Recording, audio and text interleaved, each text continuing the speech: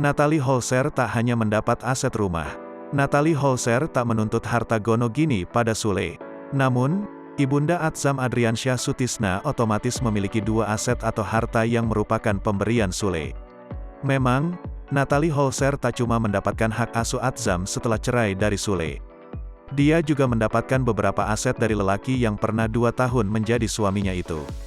Sebelumnya Natalie Holzer pernah menegaskan jika dirinya tak minta harta gono gini.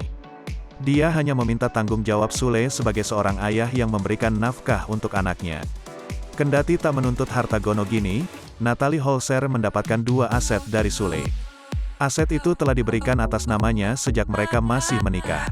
Sule sempat membelikan mobil berwarna hitam untuk Natalie Holzer. Sule bahkan membelikan mobil tersebut dengan versi baru.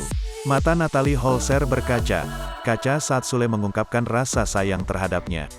Saat menikah, Sule sempat membelikan rumah untuk Natalie Holzer.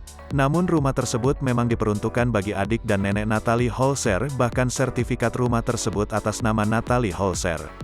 Rumah tersebut mempunyai harga berkisar 5 miliar.